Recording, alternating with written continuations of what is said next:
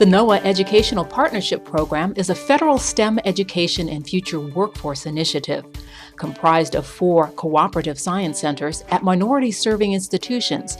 These CSCs encompass 24 university campuses with the purpose of advancing education and cooperative research while supporting students in building capacity in NOAA mission sciences.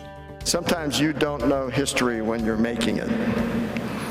I'm sure that those who were there at the formation of these partnerships would say that they were just doing their job.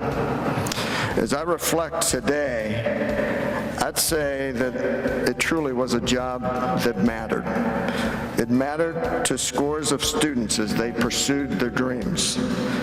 It mattered to NOAA's ability to provide environmental intelligence that protects American lives and livelihoods. And it mattered to America as we build STEM capabilities to solve our nation's most pressing challenges. The goals of the programs have never died out, which is to have a federal agency like NOAA participate with minority institutions with funding and other resources to help these institutions grow and be able to provide even better services than they do, and they did. The 8th EPP Forum attracted 345 attendees, including 209 students from universities and colleges across the U.S., and 136 professionals from academia, government, and private sector industries. United with one theme: advancing NOAA mission STEM fields through education and research collaborations, building on a successful 15-year partnership with minority-serving institutions. It's really pretty phenomenal.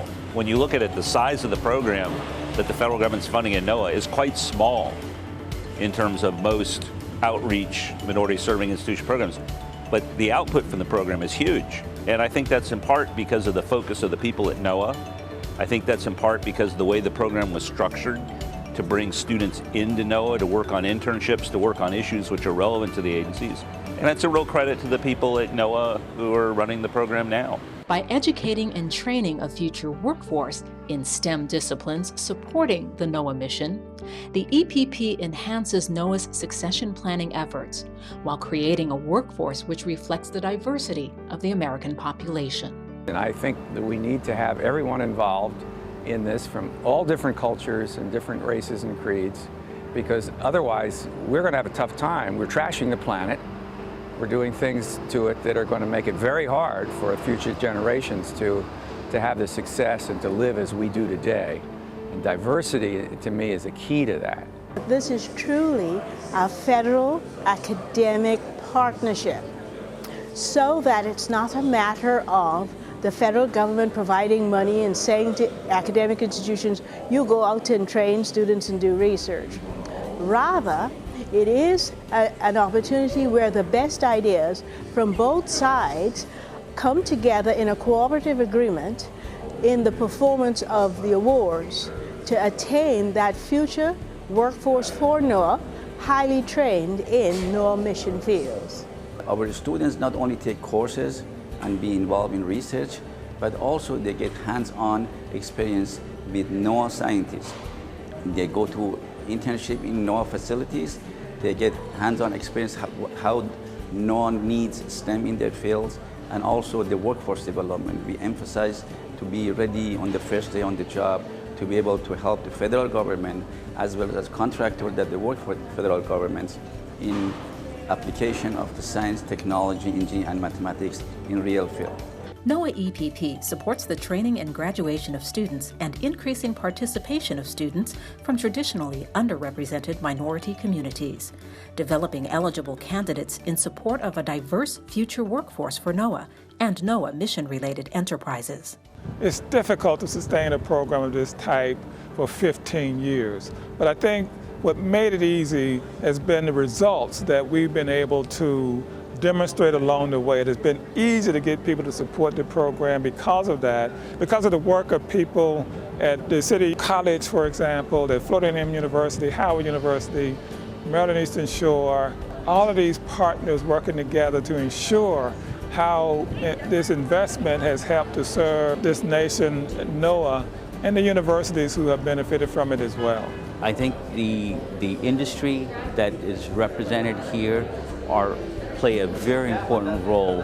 When we're doing work for supporting organizations like NOAA, the ratio is somewhere between 1 to 3, where you have 1 part civil servant, 3 parts contractors. So we are a very important conduit to getting some of the missions worked on. The more talent I can find, the better I can promote our scientific and technical skills.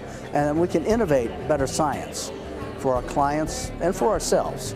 From the start, NOAA recognized that partnerships are integral to building capacity in its mission disciplines. These partnerships serve as entry points along the workforce pipelines, helping each science center recruit students and faculty. We're in a time of great challenge.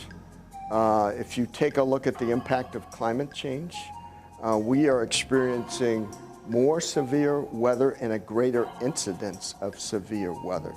So the nature of the environmental threats to the nation and to the globe seem to be increasing day by day by day. For most of human urbanized history, the waterfront is where you put your heaviest industrial uses. What does that mean when you have the city's heaviest chemical, infrastructure, and manufacturing uses clustered all in the path of potential storm surges all on the waterfront? Nor'easters, heavy flooding, just heavy rainfall. All of a sudden it was clear that our communities were susceptible. As the new millennium began, NOAA's 4 cooperative science centers were formed, each supporting core science fields. Strengthening continued each year as new programs and research facilities entered the partnership, including a state-of-the-art satellite receiving station in New York and a full Department of Atmospheric and Planetary Sciences at Hampton University. Each research endeavor incorporates social science and stewardship responsibility in the face of daunting environmental challenges. Collaboration between centers continues to grow, with amazing success across the entire EPP. Today, in 2016, Howard University produces the most minority atmospheric science PhDs nationwide.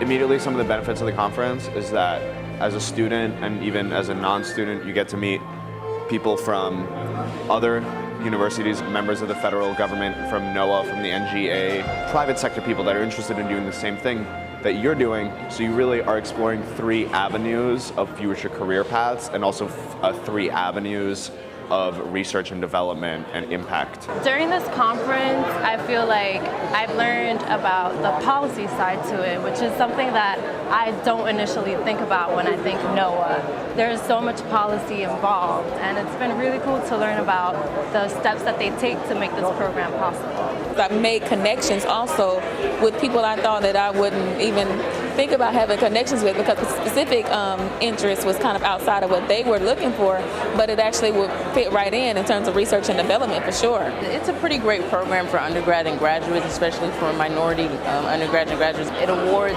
each and every one of their students great opportunity, whether it's academically or socially, to not only further their academic career, but also their professional career as well. It's just been an eye-opening experience to realize how my research and other people's researches can affect, the public. And funding these researchers is important because, they have a broader, implications on the public.